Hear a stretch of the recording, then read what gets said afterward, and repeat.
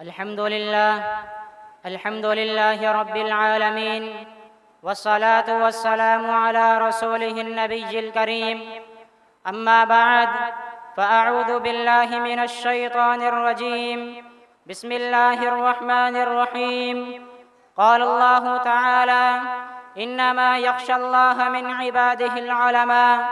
وقال النبي صلى الله عليه وسلم: إن العلماء ورثة الأنبياء، وإن الأنبياء لم يورثوا دينارا ولا درهما، وإنما ورثوا العلم، فمن أخذه أخذ بحظ وافر. یہ علم ہنر کا گہوارہ تاریخ کا وہ شہپارہ ہے. یہ علم ہنر کا گہوارہ تاریخ کا وہ شہپارہ ہے. ہر پھول یہاں ایک شعلہ ہے، ہر سرو یہاں مینارہ ہے.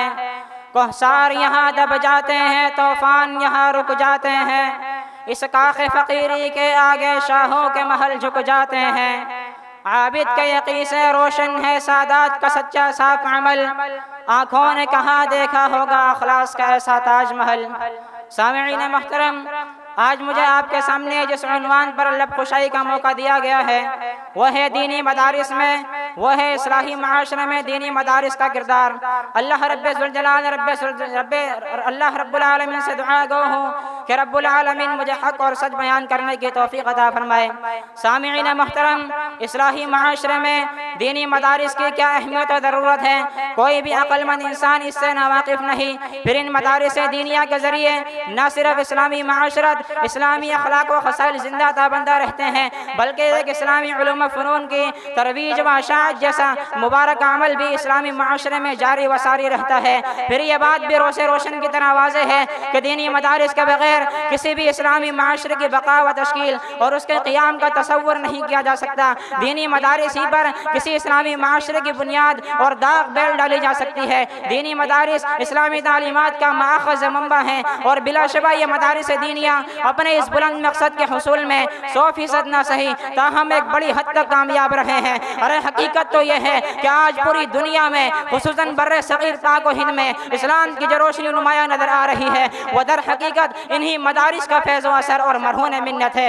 دینی مدارس اسلام کا گلشن ہے، دینی مدارس اسلام کے قلعے ہیں، دینی مدارس رب کائنات کی توحید کو پھیلانے والے ہیں، دینی مدارس اس وطن کی عظمت اور شان ہے، دینی مدارس اس ملک کا وقار ہے. سامعین محترم، ذرا توجہ فرمائیے گا. آج ان دینی مدارس کے خلاف پروپیگنڈا زور و شور پر ہے اور ان پر نت نئے اعتراضوں کے غول در غول ہیں. اسلام کے ابدی دشمن انگریز یہود و نصارہ اسلام کے انقلابوں کو مٹانے میں مصروف ہیں. ان مدارس نبوی صلی اللہ علیہ وسلم کے طلباء آج مجبور و مظلوم ہیں اور بے جابہ بندیوں کی زنجیروں میں محبوس ہیں. لیکن میری بات کو ذرا غور سے سنیے گا اور ذہن نشین فرمائیے گا کہ ان مدارس کے خلاف جو پروپیگنڈا کرتے ہیں، میری بات کو ذرا غور سے سنیے گا اور ذہن نشین فرمائیے گا کہ ان مدارس کے اندر جتنے بھی طلباء ہیں، ان مدارس کے اندر جتنے بھی میری بات کو ذرا غور سے سنیے گا. اور حقیقت تو یہ ہے کہ ان مدارس کے خلاف پروپیگنڈا زور و شور پر ہے اور ان پر نت نئے اعتراضوں کے غول در غول ہیں.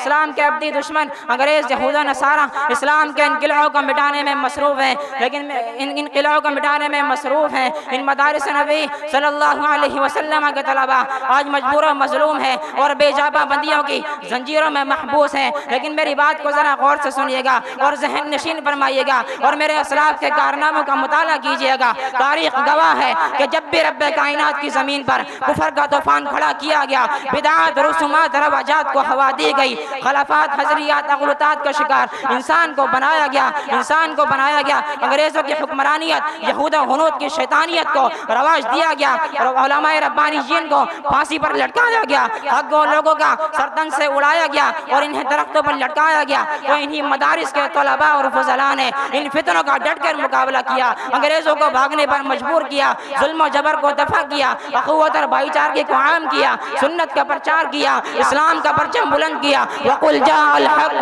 وَزَهَقَ الْبَاطِلُ کا سما عیاں کیا، جس کی چمک دھمک آج مشرق سے لے کر مغرب تک اور شمال سے جنوب تک نظر آ رہی ہے.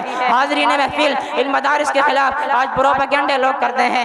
آج اس پرفتن دور کے اندر، آج اس پرفتن دور میں ایک جملہ ہر زبان سے عام ہے کہ ان مدارس نے آخر کیا ہی کیا ہے، ان مدارس کا معاشرے میں کیا کردار ہے. تو میرے بھائیوں آؤ میں تمہیں بتاؤں کہ ان مدارس نے کیا کردار ادا کیا. حاضرین محترم، آج اگر یہ مدارس نہ ہوتے تو علماء نہ ہوتے، یہ مدارس نہ ہوتے تو طلباء نہ ہوتے، یہ مدارس نہ ہوتے تو فصحاء نہ ہوتے، یہ مدارس نہ ہوتے تو ادباء نہ ہوتے، یہ مدارس نہ ہوتے تو اکابر شیوخ نہ ہوتے، یہ مدارس نہ ہوتے تو ہمیں آپ علیہ السلام کی سیرت کا معلوم نہ ہوتا، یہ مدارس نہ ہوتے تو آج ہمیں صحابہ کرام کی شان کا معلوم نہ ہوتا، یہ مدارس نہ ہوتے. ارے اگر آج یہ مدارس نہ ہوتے تو آج ہمارا نکاح پڑھوانے والا کوئی نہ ہوتا، اگر یہ مدارس نہ ہوتے تو آج ہمارا جنازہ پڑھوانے والا کوئی نہ ہوتا.